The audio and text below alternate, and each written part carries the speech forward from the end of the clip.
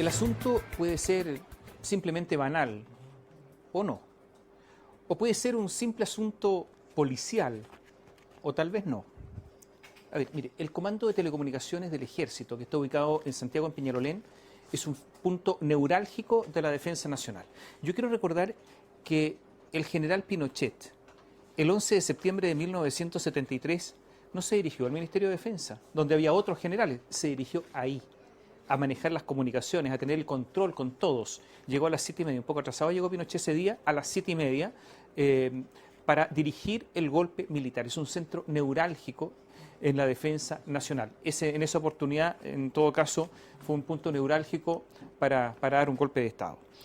¿Qué pasa? ¿Por qué nos preocupamos de este lugar? Comando de Telecomunicaciones del Ejército.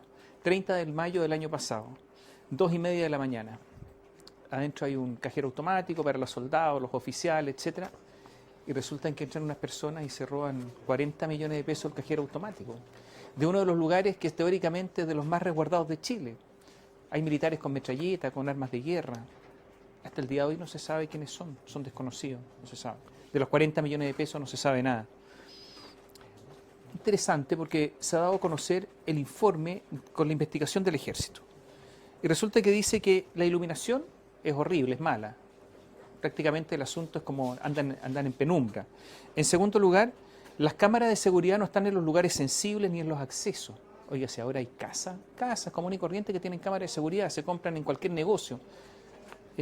Resulta que el Ejército ahí no tiene nada, así que no se pudo saber quiénes entraron. En tercer lugar, fíjese que los centinelas, porque este es un predio muy grande que tiene 45,7 hectáreas. ¿Sabe cuántos soldados estaban cuidando estas 45,7 hectáreas? Cuatro soldados. Uno en cada punta, imagínense. No podían ver nada. No había cámara, además estaba oscuro, estaban estos soldados 4, y resulta que además los soldados no tenían ningún vehículo disponible, de manera de llegar rápido hasta un lugar en que se podía producir alguna alteración a la seguridad. O sea, tenían que hacer ejercicio físico, si es que quería uno juntarse con otro, por ejemplo, o correr hacia algún lugar. Ridículo todo esto, ¿no es cierto? Es tonto lo que le estoy contando, pero ocurrió. Pero lo más notable es que el informe del Ejército señala que no se pudo vincular que se haya vulnerado el sistema de seguridad del campo militar Peñalolén con el ingreso de antisociales para realizar el robo al cajero automático. O sea, lo que dice el Ejército es que no se sabe quiénes entraron, no se pudo determinar en esta investigación si entraron personas o no. Deja abierto a que incluso hayan podido ser personas de adentro, no se entiende nada. Impresionante. Ahora, se dijo además que no se había cumplido plenamente con la planificación de seguridad del campo militar. Fíjese que se produce el robo y ¿sabe cuánto se demoraron en dar cuenta Carabineros? 1 hora. Entonces ya era tarde, tuvieron todo el tiempo los ladrones para irse, cambiar de auto si querían, o no necesariamente. Increíble. Pero lo otro notable es que el comandante de relevos de turno no verificó si se había robado el cajero automático o no. Y le dijo a Carabineros esa noche que el cajero estaba sin novedad. Sin novedad. Mintió. Y a la mañana siguiente, el mismo oficial miente una segunda vez a Carabineros señalando que había verificado que estaba sin novedad. Mintió. O sea, ineficiencia, mentira, falta de tecnología, la mínima, esa que venden en cualquier parte. Increíble. Entonces usted y yo podemos hacer una pregunta. ¿Este es un hecho aislado o este es un síntoma? Así están las Fuerzas Armadas.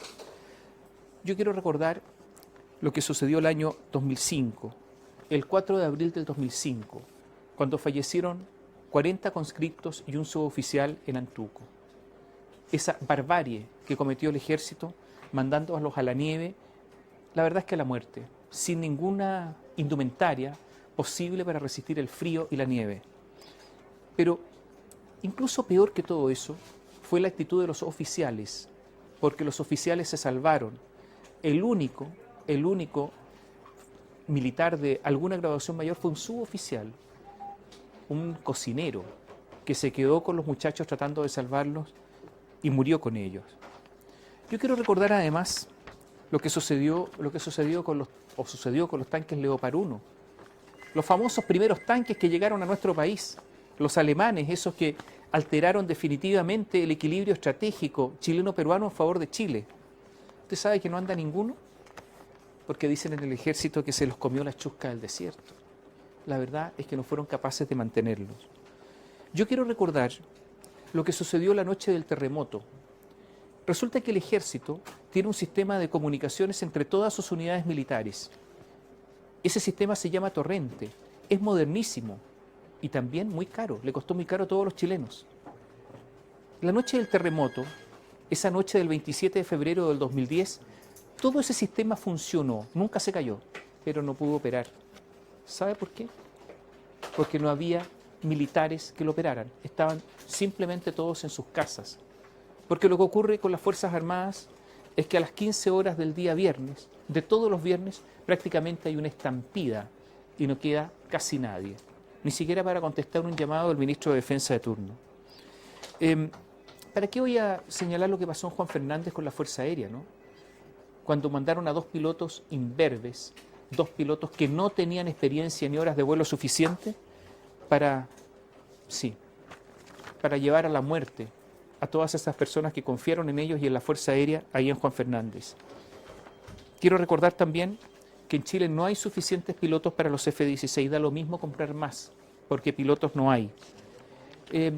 Hace un tiempo, hartos meses ya, al espacio aéreo de Chile ingresó un avión desde Bolivia.